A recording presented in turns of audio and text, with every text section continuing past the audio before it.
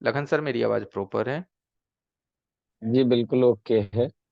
Okay everyone, देखिए repairing तो हम लोग करते ही हैं, ठीक है। लेकिन रिपेयरिंग करने के दरमियान हमें हर सेक्शन का एक सीक्वेंस होता है, उस सीक्वेंस को भी समझनी होती है। जब तक हम इन सभी सीक्वेंस को नहीं समझेंगे तो हमें ये नहीं पता चलेगा कि दिक्कत है क्या। हर सेक्शन, जैसे हम लोग समझते हैं बूट सीक्वेंस, अरे ठीक है, हर सेक्शंस की अपनी एक सीक्वेंस होती है। ओके, तो आज के इस सेक्शंस में हम तो डेड पे बहुत सारा बात किए हैं कि हैंडसेट ऑन नहीं हो रहा है तो भाई ये चेक करो, ये चेक करो, ये चेक करो। बहुत सारी चीजों को हमने ऑन ना होने मोबाइल की चीजों पे हमने बात किया है, ठीक है। तो आज हम थोड़ा सा टॉपिक को चेंज कर लेते हैं और बात कर लेते हैं हैंडसेट के एलसीडी सेक्शन की। कौन सी section? Display section, android phone का डिस्प्ले विभाग, ठीक है। और ये डिस्प्ले विभाग को चेक करने का हमारे स्कीमेटिक्स के अंदर में कौन कौन सी स्टेप्स हो सकती है उसको भी देखेंगे, कौन कौन सी चीजों का हम हेल्प ले सकते हैं, ठीक है। तो हम एलसीडी सेक्शंस का सबसे पहले हम आपको एक रिक्वायरमेंट समझाते हैं कि आपके फोन में, चाहे वो कोई भी एंड्रॉयड फोन हो, आपके एक एलसीडी सेक्शन का मेनली रिक्वायरमेंट होता क्या है, ठीक है। क्या क्या इसे रिक्वायरमेंट चाहिए होता है एक एलसीडी विभाग को काम करने के लिए।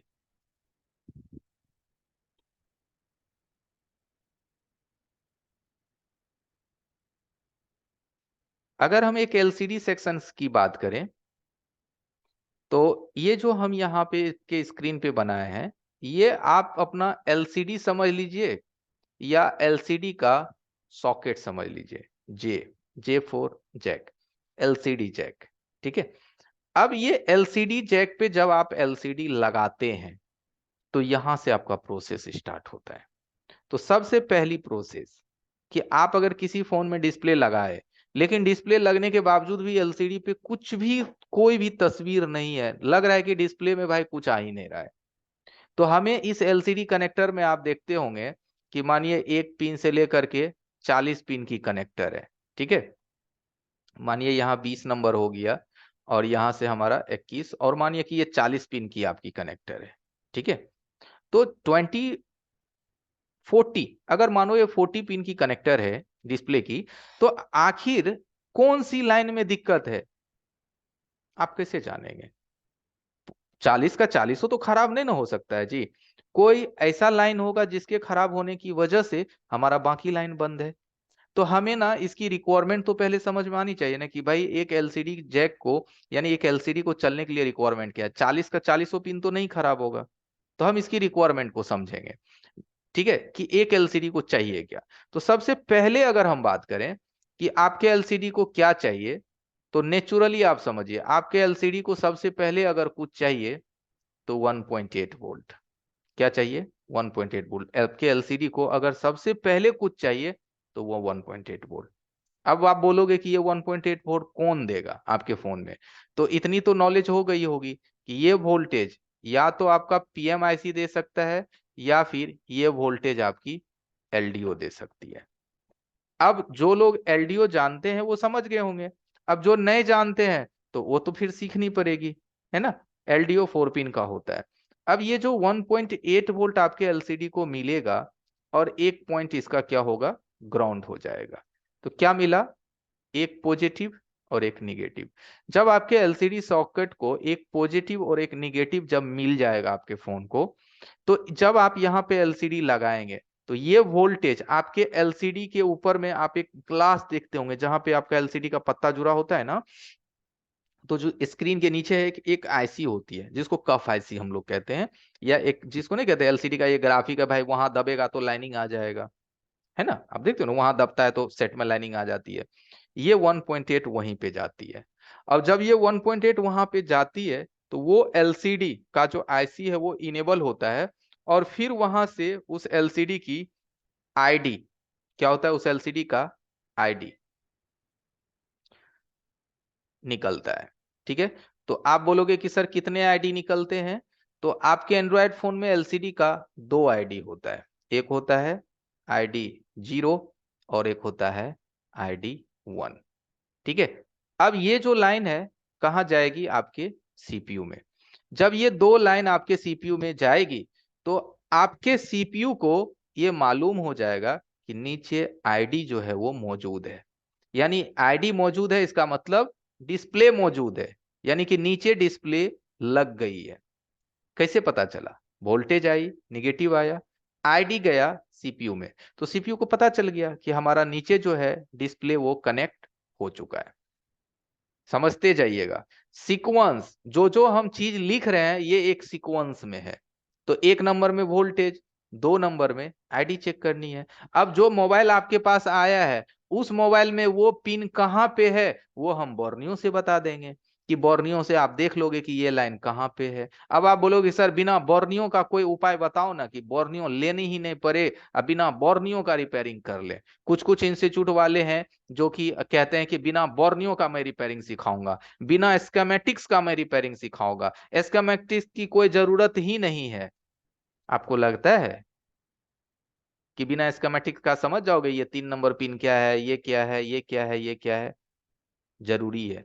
जैसे आजकल हम किसी नई जगह पे जाते हैं तो हमें गूगल मैप की जरूरत पड़ती है कि नहीं पड़ती है?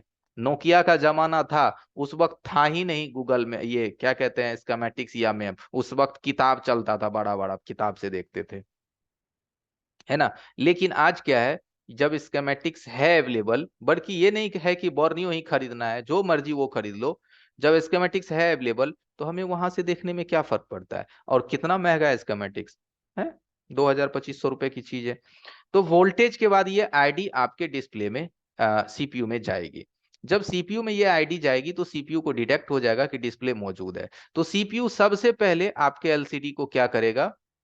रिसेट करेगा। आपके एलसीडी को क्या करेगा? सीपीयू सबसे पहले रिसेट करेगा। इससे क्या होगा कि जो भी डिस्प्ले उसमें लगी है वो रिसेट हो जाएगी, क्योंकि हम कहीं से आते हैं तो घर में रेस्ट करते हैं, तो सी डिस्प्ले में, सीपीयू में जब डिस्प्ले कनेक्ट होती है तो वो रिसेट होती है, सबसे पहले रिसेट यानी रिफ्रेश। और जब ये रिसेट हो जाता है तब अगली लाइन आपकी सीपीयू आपके एलसीडी जैक को फिर भेजती है, जिसका नाम होता है टीई, टीयरिंग इफेक्ट। ठीक है, ये टीयरिंग इफेक्ट, ये जब तक टीयरिंग इफेक्ट भी आपके एलसीडी में कनेक्ट नहीं होगा तब तक आपका एलसीडी पे कोई भी मीपी की लाइन काम ही नहीं करेगी, कोई भी मीपी का लाइन काम नहीं करेगा। तो रिसेट लाइन, टीयरिंग इफेक्ट, ये सब चीज जब आपके डिस्प्ले से कनेक्ट हो जाएगी, डिस्प्ले टू सीपीयू, ये जितने भी चीजें, एक वोल्टेज की जो कनेक्टिविटी है ये सिर्फ हमारा पीएम से है, और ये सब जितने भी चीजें आप देख रहे हो ये सब आपके सीपीयू से जुड़ जाती है। किससे जुड़ जाती है? सीपीयू से। तो आप बोलोगे सर हमको कैसे पता चलेगा ये लाइन खुली हुई है कि कटी हुई है? तो भाई आप पैड वैल्यू लोगे ना बोर्नियो के अकॉर्डिंग, और कैसे बोर्नियो के अकॉर्डिंग पैड वैल्यू लेना है वो हम अभी दिखाएंगे आपको। ठीक है, तो ये हमारा टीयरिंग इफेक्ट हो गया।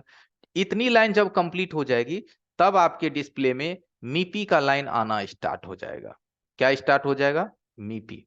जो आप कॉइल देखते हैं ना डिस्प्ले के बगल में, देखते हैं ना डिस्प्ले के बगल में कॉइल्स लगी रहती है, जिसको की कहते हैं मीपी का लाइन।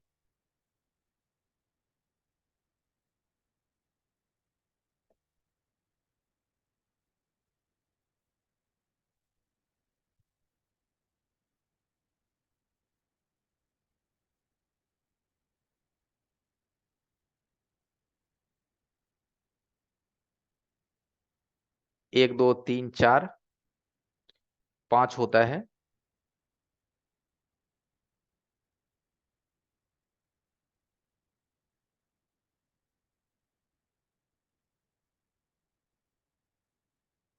ठीक है, ये सब कॉइल जो होता है ये पैकेट में होता है। आपने देखा होगा एलसीडी जैक के बगल में ये सारे कॉइल्स आपको पैकेट में दिखेंगे, 2 कॉइल एक पैकेट्स में होती है। ठीक है, इन सभी लाइन को एक फॉर्म में बोला जाता है मीपी, और इसका नाम होता है DSIO। और ये सारे लाइन कहां से आती है? सीपीयू से। ठीक है, ये सारे लाइन आपकी सीपीयू से आती है। अब ये मीपी लाइन आपके डिस्प्ले में आना चालू, अब ये मीपी लाइन आएगा। आप सोचोगे कि सर अब तो हमारा डिस्प्ले पे पिक्चर दिखने लगेगी। नहीं, अभी भी पिक्चर नहीं दिखेगा।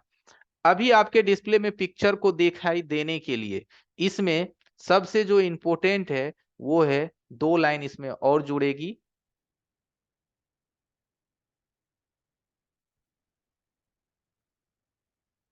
ठीक है, इस लाइन का नाम होगा VSP और इस लाइन का नाम होगा VSN। VSP VSN, voltage supply positive, voltage supply negative. ये 2 वोल्टेज जब आपके डिस्प्ले से अटैच हो जाएगी तब जा करके आपके डिस्प्ले में ग्राफिक्स आना स्टार्ट हो जाएगा। क्या आना स्टार्ट हो जाएगा? ग्राफिक्स आना स्टार्ट हो जाएगा आपके डिस्प्ले में, और ये ग्राफिक्स आपको दिखने लगेगी। अब आप बोलोगे कि ये VSP VSN होता क्या है? तो ये होता है +5 वोल्ट, +5 वोल्ट और -5 वोल्ट, +5 वोल्ट -5 वोल्ट। ये प्लस माइनस की वोल्टेज आपके सॉकेट पे आती है, क्योंकि ये जितना भी मीपी लाइन आता है ये आता है आपके सीपीयू से। लेकिन इस वोल्ट मीपी को आने के बाद इस वोल्टेज की जो रिक्वायरमेंट है वो पूरी करती है 2 आईसी। अब ये लॉजिक ध्यान से सुनिएगा मेरी बात को। अगर आपके फोन में BQ की पावर लगी हुई है, BQ मतलब DC टू DC आईसी, तो ये बात पक्की है कि आपके फोन में ये VSP VSN को एक 15 पिन की आईसी लगा करके बनाई जाएगी। ठीक है, जिसका नाम होता है LUB, लूबो। ठीक है, उस आईसी के माध्यम से ये वोल्टेज बनती है। और जिस फोन में आपका PMI आईसी लगा हुआ है, जैसे 8940, 632, इस तरह की अगर PMI आईसी लगी हुई है, तो ये जो VSP VSN की वोल्टेज है ये PMI आईसी बनाएगा। तो आप ये मन में सोचते होंगे कि सर ये वोल्टेज जो PMI है या फिर जो वो LUB आईसी है वो कब बनाएगी? तो CPU उसको कमांड भेजेगा। CPU कब कमांड भेजिएगा? जब CPU को डिस्प्ले डिटेक्ट हो जाएगी, बाकी चीज कंप्लीट हो जाएगी, तब CPU उसको मैसेजिंग करेगा। किसके माध्यम से? I2C प्रोटोकॉल के माध्यम से। आप बोलोगे कि सर ये I2C प्रोटोकॉल क्या होता है? यूट्यूब पे तो सुने हैं, आज आपके भी मुंह से सुन रहे हैं, इसको भी तनिक समझाइए। तो देखिए, CPU टू अनदर सेक्शंस को जुड़ने के लिए, आपस में बातचीत करने के लिए प्रोटोकॉल्स का यूज किया जाता है। ठीक है, इस प्रोटोकॉल के माध्यम से ही आपका CPU नेटवर्क से बात करती है, आपकी CPU LCD से बात करती है, आपका CPU लाइट आईसी से बात करता है, आपका CPU ग्राफिक्स आईसी से बात करता है। क्या बात करता है? क्या ये वो बात करती है कि इस तरह से सिस्टम को चलाओ, स्टॉप करो, रोको, स्पीड आओ, स्लो आओ। इस तरह से हमारे CPU उसको डायरेक्शन देता रहता है लगातार, जिसका नाम होता है सीरियल क्लॉक सीरियल डेटा। अब ये सीरियल क्लॉक सीरियल डेटा आप बहुत जगह सुनोगे। नेटवर्क में जाओगे तो RFFE serial clock serial data, power में जाओगे SPMI serial clock serial data, fingerprint में जाओगे SPI clock and SPI data, है ना। ऑडियो में जाओगे I2S clock and I2S data. तो देखो, क्लॉक डेटा हर जगह लगी हुई है, लेकिन सामने का वर्ड बदल रहा है।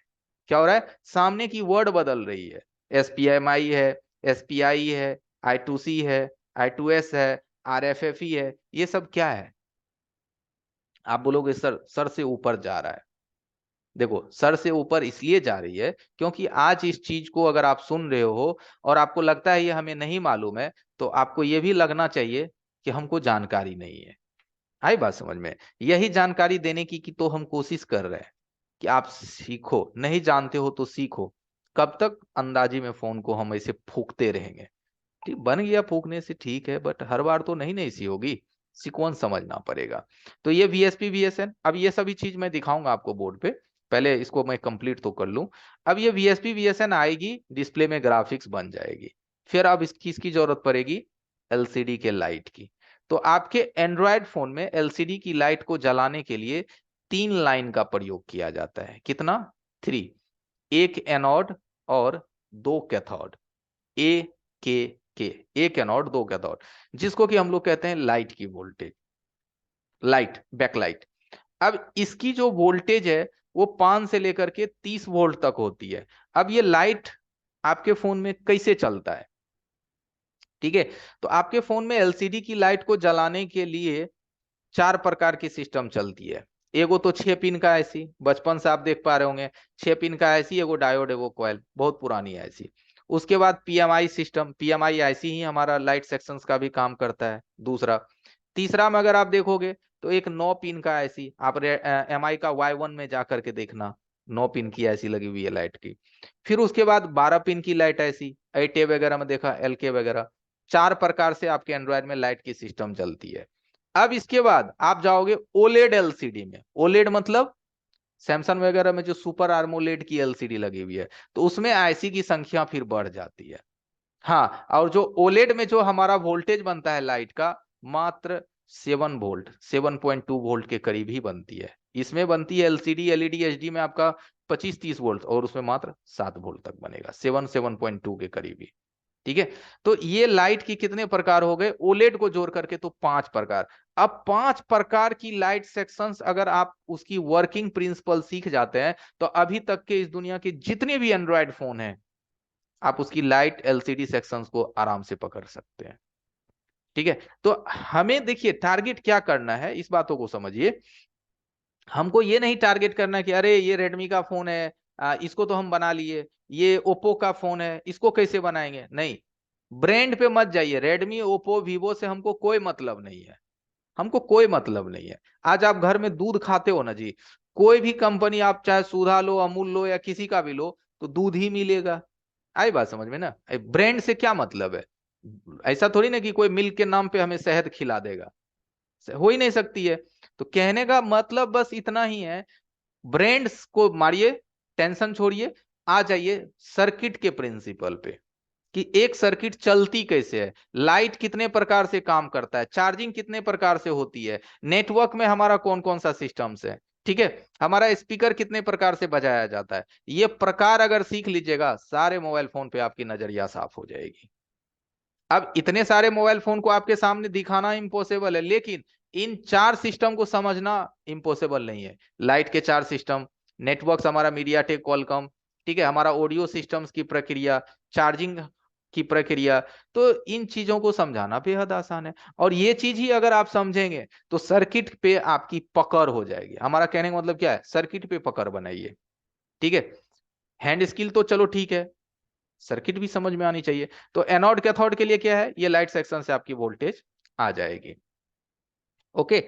अब इसके बाद होता है आपका, इसके बाद नेक्स्ट होता है कि इतना चीजों में आपकी एलसीडी में क्या है, फिगर आना आपको चालू हो जाएगा, एलसीडी में आपको दिखाई देना चालू हो जाएगा मस्त तरीके से। अब इसके बाद बचा क्या आपका? टच। क्या बच गया? टच। ये जुड़ जाएगी तो आपका एलसीडी क्या हो जाएगा? कंप्लीट हो गया। ठीक है। अब ये टच में हमें क्या चाहिए? तो सिंपल सा बात है, किसी भी चीज को चलने के लिए सबसे पहले वोल्टेज। तो टच को चलने के लिए कितने वोल्टेज की जरूरत पड़ती है? कम से कम 2.8 वोल्ट।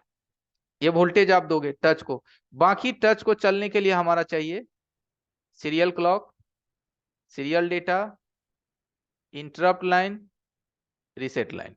अब इसका हम नाम दे देते हैं यहां, serial clock, serial data, interrupt,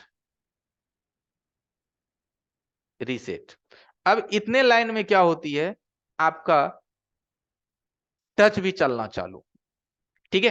तो अब आप एक्चुअली में देखिए, तो ये जो 40 पिन की डिस्प्ले है, इसमें हमारी जरूरत बस इतना ही है। बाकी पिन एनसी हो जाती है, ग्राउंड हो जाती है। बाकी जरूरत हमारा इतना ही है। इतना जरूरत में आपका क्या है, एलसीडी काम करना चालू हो जाएगा, डिस्प्ले में दिखना आपको क्लियर हो जाएगा। ठीक है, डिस्प्ले आपको क्लियर दिखने लगेगी। यही चीज आपको आपके एक एलसीडी के फॉल्ट में ढूंढना है, कि ये चीज हमारी कंप्लीट है या नहीं है। ठीक है। तो ये तो हमने एक आपको रिक्वायरमेंट बताया।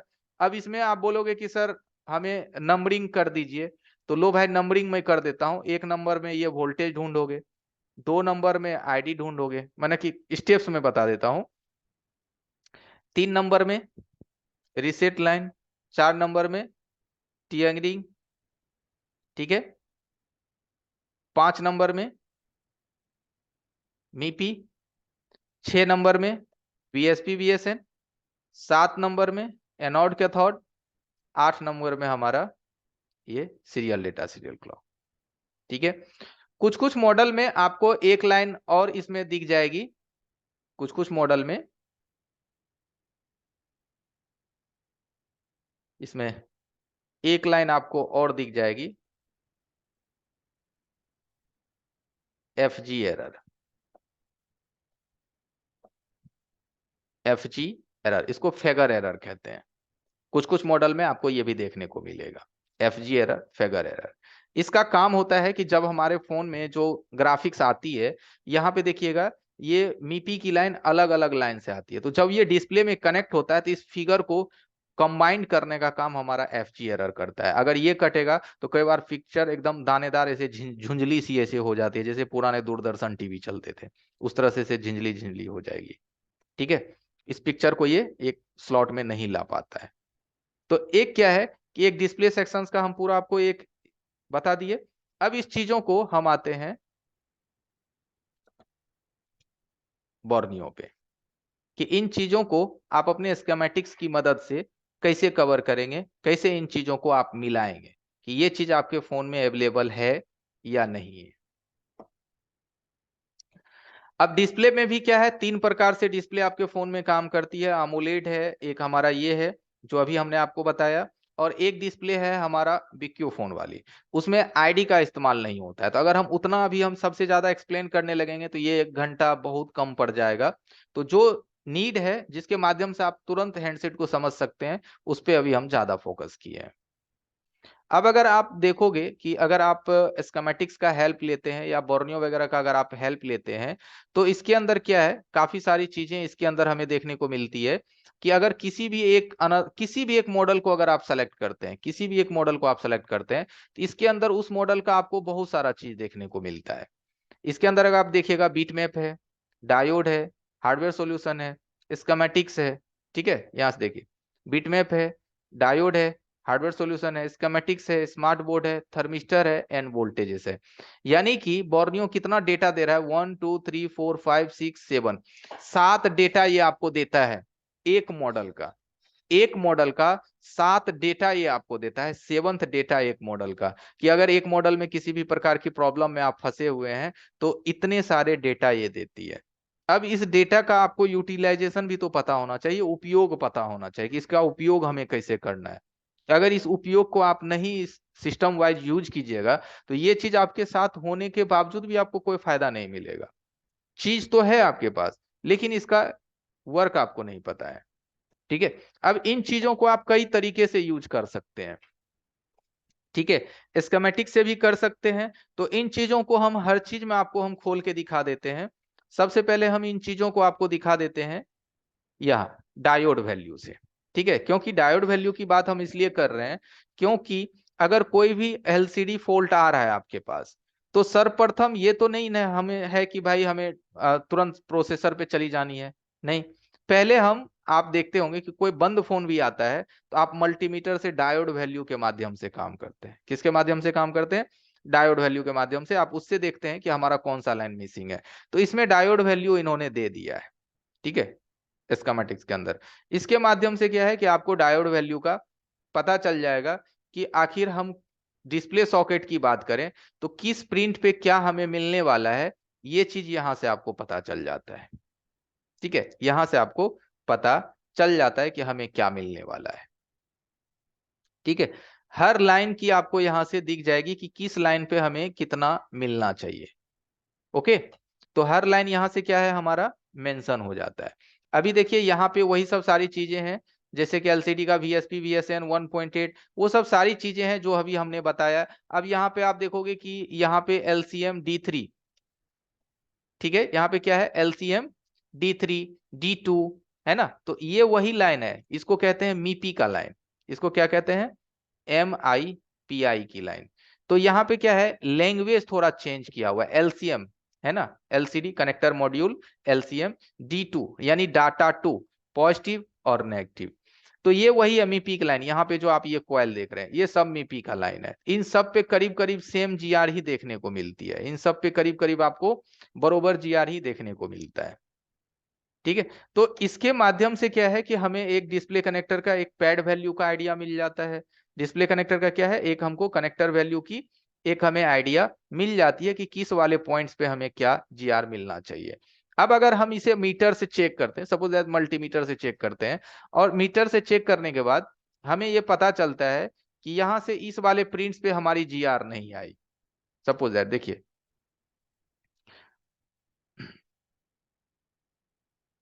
देखिए मान लिया जाए इस वाले प्रिंट को जो हमने चेकआउट किया, चेक किया है, इस पे आपकी समझिए कि जीआर नहीं आई। मीटर से जीआर कैसे लेते हैं? आप बोलो सर वो भी हमको नहीं पता है। नॉर्मली देखिए, मल्टीमीटर आप लेते हैं, इसके अंदर दो प्रोब होती है, एक रेड और ब्लैक। मल्टीमीटर को या तो डायोड रेंज में रखिए, डायोड रेंज जीआर के रेंज में, लाल प्रोब को ग्रहण रखिए, काला प्रोब से चेक कीजिए। इतनी तो जानकारी होगी भाई, इतना क्लासेस हमारे डेमो में आप आए होंगे, 2 बार 4 बार से कम डेमो कौन लिए होंगे? जितने भी लोग हमारे साथ अभी जुड़े हुए हैं, मैक्सिमम हमको लगता है कि 2-3 बार तो जरूर हमारा डेमो आप ले लिए होंगे, क्लासेस ले लिए होंगे, तो ये सब छोटी छोटी चीजें तो आपको आराम से समझ में आ रही होगी। यहाँ का चेक किया तो ये चीज हमें यहाँ क्या बताती है कि ये हमारा ID2 है, यही लाइन है, ये यहाँ से यहाँ आ रही है। अब यहाँ पे हमें जीआर कितना होना चाहिए? तो यहाँ लिखा हुआ है 658, ठीक है, 658। तो आप अपने मीटर से चेक कीजिएगा, तो करेक्ट 658 यहां आपको देखने को नहीं मिलेगा। करेक्ट मतलब प्रॉपर 658 इसलिए नहीं देखने को मिलेगा क्योंकि कंपनी वाले जो मल्टीमीटर यूज करते हैं और जो आप यूज करते हो, दोनों में ब्रांड का भी अंतर होता है, कंपनी का भी अंतर होता है। जो कंपनी वाला यूज करता है ये फ्लूक मल्टीमीटर को यूज करता है। किसको करता है? फ्लूक। और आप क्या करते हो? 500-700 रुपए का फ्लूक आपका करीब 4000 का मल्टीमीटर होता है। इससे कंपनी जीआर वैल्यू बनाती है। और आप जो चेक करते हैं वो सस्ता मीटर 100-150 रुपए का मीटर है, तो उससे चेक करते हैं, तो उससे आपको क्या है कि ये हमारी प्रॉपर वैल्यू नहीं मिलती है। तो आप बोलोगे सर कितना? तो देखो, आप किसी एक ओके लाइन को चेक कर लो, डिस्प्ले में तो ऐसा नहीं है कि सभी लाइनें खराब हो जाती है। जो सेक्शन सही है, मानो हमारा सेट ऑन है तो भी वैट हमारी सही है ना, बैटरी कनेक्टर का जीआर वैल्यू हम मिला लेंगे। मानो बैटरी कनेक्टर का कंपनी ने लिखा वहां 380, हम चेक किए तो हमको 410 मिला। तो मानो 50 का या 80 का या 100 का प्लस माइनस है, तो उसी के अकॉर्डिंग हम लाइन को चेक करेंगे। अब ये लाइन मुझे दिखा कि भाई ये लाइन हमारी क्या है, दो बातें हो सकती है, या ये लाइन आपकी ओपन हो सकती है, ओपन मतलब कोई जीआर नहीं, या बीप हो सकती है यानी कि शॉर्ट हो सकती है। दो चीज हो सकती है। तो ये लाइन कहां से आ रही है 1 सेकेंड में आपको पता चल जाएगा। उसके लिए यहां देखिए 1 2 3 4 5 6 7 नंबर की पिन है। इस चीज को समझने के लिए स्कीमेटिक्स ने आपको एक डेटा दे दिया है जिसका नाम है बीट मैप। क्या दे दिया है? Beat map. बीट मैप से ये वन शॉट में आपको दिख जाएगा कि ये लाइन जाती कहां है, ये इस लाइन की कनेक्शन हमारे किस सेक्शन से है। एक बार में अगर ये लाइन शॉर्ट है तो इसके नीचे कितने कैपेसिटर लगी हुई है, अगर ये लाइन ओपन है तो रास्ते में कोई रजिस्टर तो नहीं है, वो भी तो खुल सकती है या डैमेज हो सकती है, जिस वजह से ये लाइन हमारी ओपन हो गई। अब यहां से हमने देखा था कि हमारा कौन कितना नंबर का लाइन था, 1 2 3 4 5 6 7 नंबर। अब यहां से आप आ जाइए बीट मैप पे, और इस पे जैसे ही आप 7th नंबर पे 2 3 4 5 6 7 इस पे क्लिक करेंगे तो ये लाइन जहां पे भी हमारा जा रहा है ये आपको एक बार में दिख जाएगा। अब ये लाइन को जब हमने देखा तो हमने देखा कि अरे यहाँ तो एक रजिस्टर लगी हुई है। देखिए नोटिस कीजिए, हमने देखा यहाँ तो एक रजिस्टर लगी हुई है, ठीक है। अब सोचिए जरा कि अगर इस फोन को कोई ने खोला होगा और गलती से या मिस्टेक से वहां की रजिस्टर निकल गई सील विल हटाने में, तो हमारा डिस्प्ले गायब हो जाएगा, डिस्प्ले हमारी नहीं आएगी, है ना। अब हम अगर बिना स्कीमेटिक्स का हेल्प लिए बोर्ड पे काम करेंगे तो हमें कैसे पता चलेगा कि किस पॉइंट पे जीआर आनी चाहिए और किस पॉइंट पे जीआर नहीं आनी चाहिए? इस बात की कोई कंफर्मेशन है कि अगर हम स्कीमेटिक्स का यूज ना करें तो कहां मुझे जीआर मिलना चाहिए, कहां नहीं मिलना चाहिए? इस चीज की कंफर्मेशन हमें कैसे मिलेगा? स्कीमेटिक्स के माध्यम से ही मिलेगी, हम जब तक इसका हेल्प नहीं लेंगे।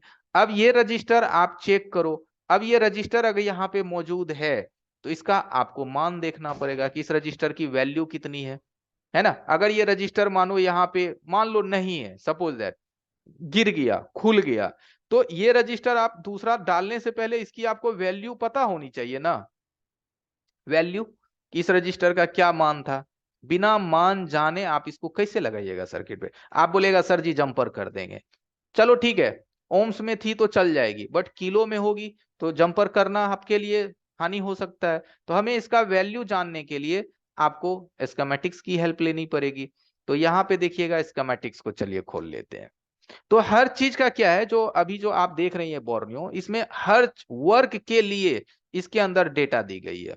हर काम के लिए इसके अंदर क्या है, डेटा दी गई है कि किस तरह के तकलीफ में आप फंसोगे तो किस चीजों का आप यूज करोगे। यही चीज जब आप सीखेंगे, आपकी ट्रेसिंग आसान होती चली जाएगी, आपकी रिपेयरिंग जो है वो इजी होती चली जाएगी।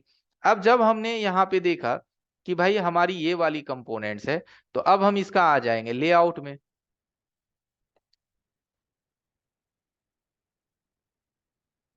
यहां से देखिए लेआउट में आएंगे, और यहां पे हमने देखा कि ये वाली हमारी कंपोनेंट्स 1824, इसका नंबर डबल क्लिक आपको इस पे करनी है। इस पे जैसे डबल क्लिक कीजिएगा इसका नंबर यहां से क्या होगा, कॉपी हो जाएगा। अब इसको हम स्कीमेटिक्स पे पेस्ट करेंगे और नेक्स्ट करेंगे। इसको जैसे ही हम यहां से नेक्स्ट करेंगे तो यहां से मुझे पता चला कि भाई ये जो रजिस्टर है एलसीडी की ID2 है, यहाँ पे देखिए दिखा रहा है ID2 है, और ये रजिस्टर कितना है आपका, 1 किलो का है। कितना का है, 1 किलो, 1 किलो। अब ओम्स में तो नहीं है, किलो में है। तो अब हमें जब मान पता चल गया तो अब आप यहाँ पे कंपोनेंट्स लगा दीजिए। ठीक है, तो अब ये हमें बताया कौन, स्कीमेटिक्स बताया। और ये जो आप सेक्शंस देख रहे हैं ये क्या है, जो चीज अभी हमने आपको ड्रॉ करके समझाया था, ड्रॉ करके वही सारी चीज यहाँ पे क्या है, बनी हुई है। ठीक है, वही चीज यहाँ पे क्या है, आपका दिखाया गया है। अब देखिए शुरुआती तो हमने यहां से किया था, कहां से किया था कि हमारे एलसीडी को क्या चाहिए भाई, वोल्टेज चाहिए। तो कंपनी ने क्या दिमाग लगाया कि ये वोल्टेज हम एलडीओ से दे दें या फिर पावर आईसी से दे दें। तो हमने अभी जब इसका ब्लॉक बनाया तो आपको हमने बताया ना कि आपके सॉकेट पे ये जो वोल्टेज है या तो पावर आईसी देती है या एलडीओ देती है। ये रूल ही है, ऐसा नहीं है कि जो मॉडल हम देख रहे हैं यही इस मॉडल में होगा। किसी भी एंड्रॉयड फोन में रूल्स यही है। ये 1.8 आनी ही है, या तो पावर से या तो एलडीओ से, दोनों में से कोई एक जगह। नहीं आ रही है 1.8 आप बना के डाल दीजिए, 3 वोल्ट की लाइन से 1.8 बना करके डाल दीजिए, ये वोल्टेज पूरा दीजिएगा, सर्किट कंप्लीट हो जाएगी। ठीक है, अब ये 1.8 आपकी कंप्लीट हो गई। अब आप बोलोगे कि सर यहाँ दो दो लाइन है, वर्किंग कौन सा होगा, यहाँ दो दो हमें दिखाई दे रहा है, कौन सा लाइन यहाँ हमारा काम कर रहा है। तो यहाँ नोटिस कीजिए ये वाली लाइन आपकी एनसी है, क्या लिखा हुआ है, एनसी। इसका मतलब इसमें एलडीओ से वोल्टेज नहीं आया है।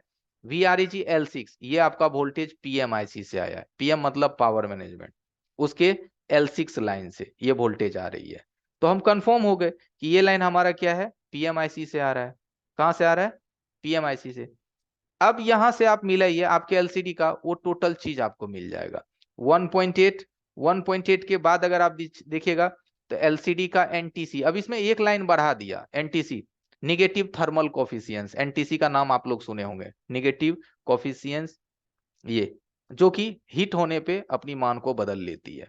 बाद बाकी यहाँ पे देखिएगा एलसीडी का रिसेट लाइन, एलसीडी का tearing effect, tearing TO tearing effect.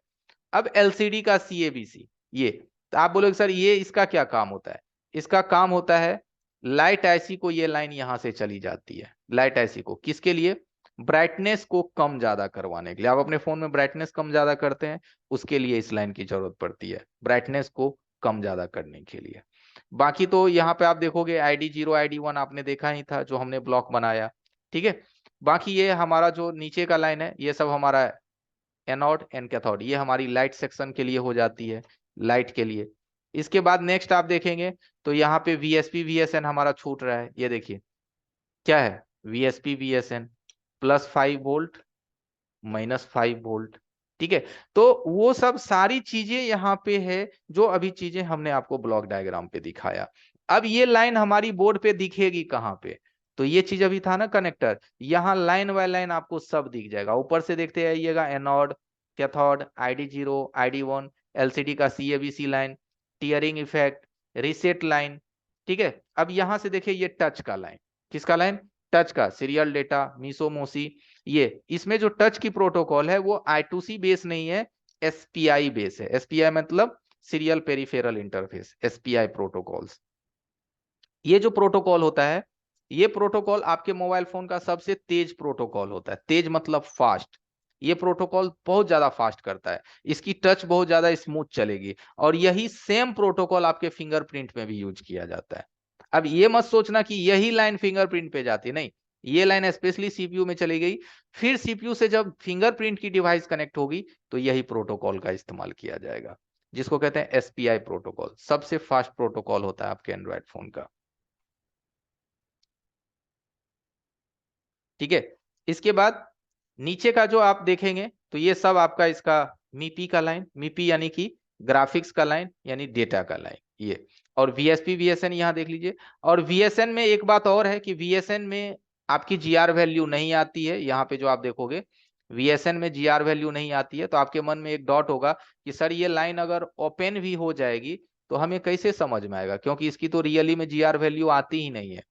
तो जीआर वैल्यू यहाँ पे आती है, प्रोब को बदल के आपको चेक करना पड़ेगा, प्रोब को चेंज करना पड़ेगा। यहाँ पे जैसे नेचुरली अगर हम लोग बोर्ड को चेक करते हैं तो रेड प्रोब को हम लोग ग्राउंड पे रखते हैं, इसमें क्या है, ब्लैक प्रोब को ग्राउंड रखिए एंड रेड प्रोब से चेक कीजिएगा तो यहाँ पे भी जीआर आपको मिलने लगेगी। तो इसको चेक करने के लिए प्रोब आपको एक बार सिर्फ घुमाना पड़ेगा, तो प्रोब घुमा करके भी आप इसको समझ सकते हैं।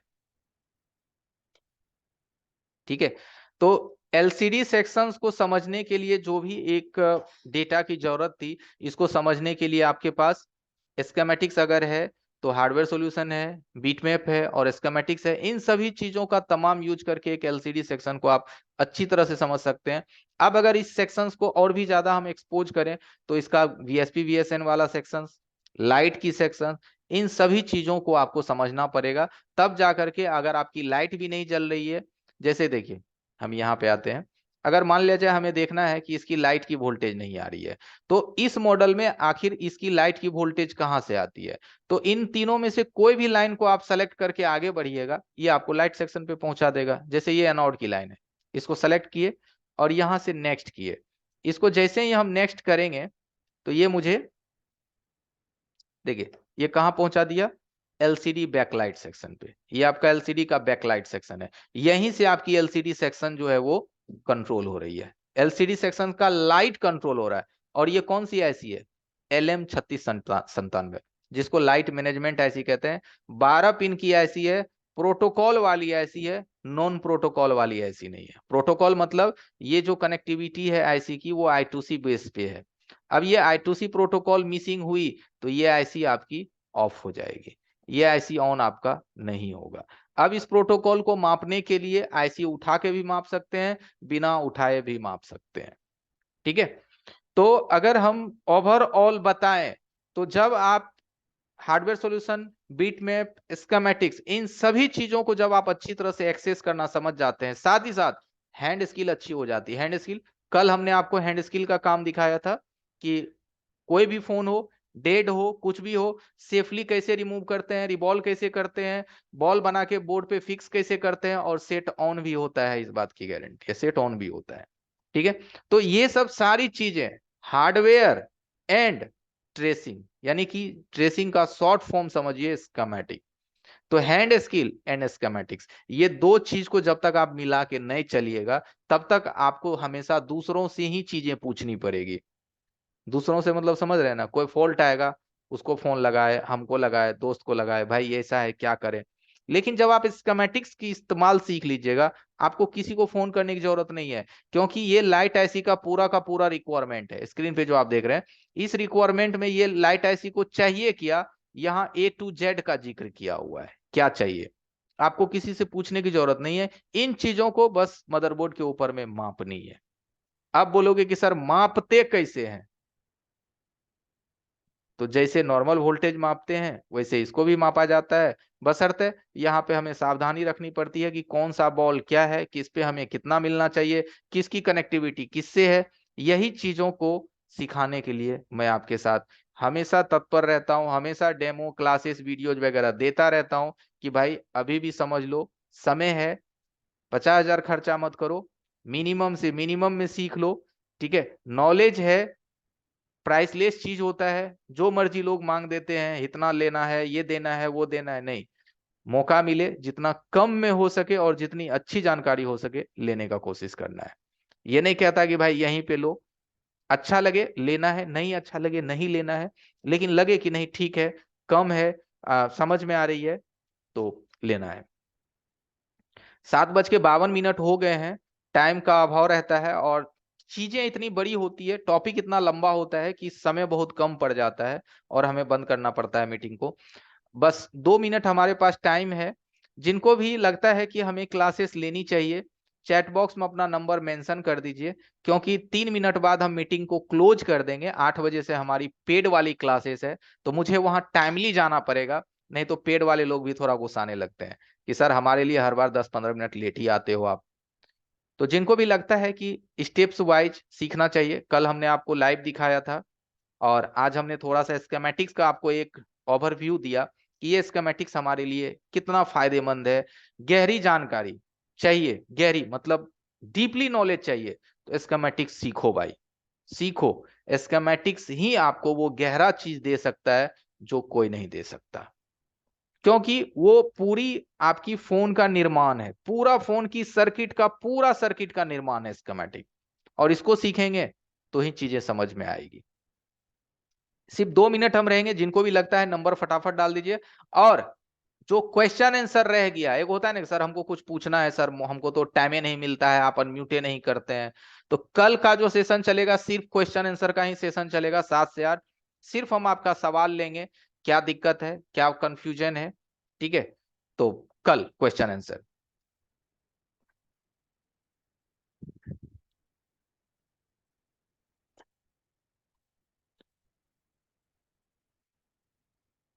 चलिए तब तक एक सलीम अंसारी भाई है, तब तक थोड़ा बतिया लेते हैं इनसे। तब तक आप लोग नंबर नंबर अपना चैट बॉक्स में फटाफट डाल दीजिए।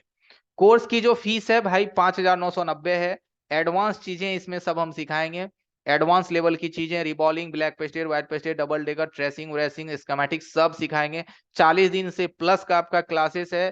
पूरी क्लासेस की वीडियो भी मिलेगी रिकॉर्डिंग, दोपहर में 12 से 3 का सपोर्ट भी मिलेगा। तो अब इससे ज्यादा क्या हो सकता है ना। जी सलीम, कोई सवाल है हमारे लिए? जी सर। कहिए।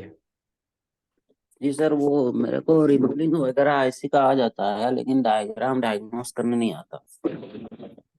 अच्छा, रिबॉलिंग वगैरह आ जाता है और डायग्राम डायग्नोस करना नहीं आता। नहीं आता है, इसका कोई बात मैट्रिक नहीं, पढ़ाना नहीं आता मतलब। ठीक है। अभी हम स्कीमेटिक्स के बारे में ही जिक्र किया ज्यादातर, ठीक है। जी जी। अभी तक हमने जितने भी बातें करी उसमें ज्यादातर फोकस हमने स्कीमेटिक्स के ऊपर ही करा है। ओके। जी तो स्कीमेटिक्स देखिए, ये तो नहीं कह सकते कि बहुत मुश्किल का काम है स्कीमेटिक्स।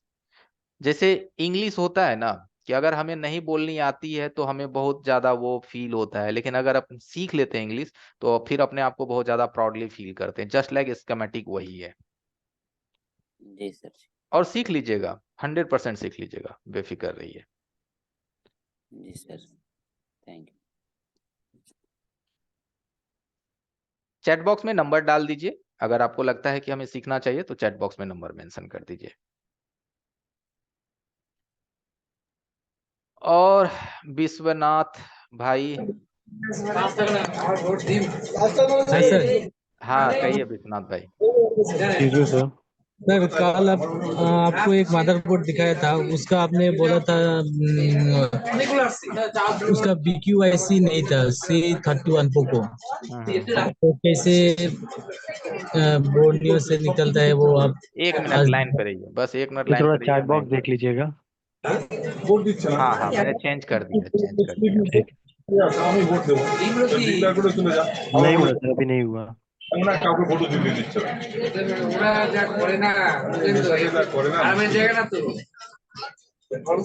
और सर हम कोर्स लाना चाहते हैं, कोर्स लेंगे इस बार लेंगे, ये डेमो क्लास खत्म होने के बाद।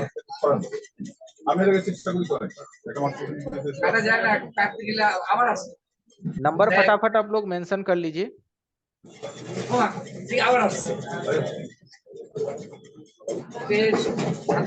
আমার ছুটির 1 মাস পাই না, শুধুমাত্র আমার জায়গায় ও যাবে, কিন্তু তাও পালাম না। আপনার কি আপনাকে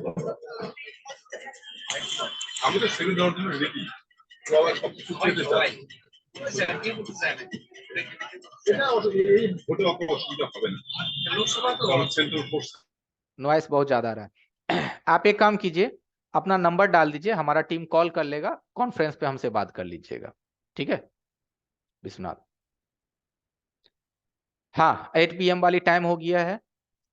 चलिए एवरीवन, निकलता हूँ। 8 बजे से एक पेड क्लासेस है, मुझे वहां जाना पड़ेगा। तो अभी आप लोगों को कॉल चला जाएगा, जिन लोगों ने नंबर दिया है कॉल चला जाएगा, अपना रजिस्ट्रेशन करवा लीजिए अपने क्लासेस के लिए।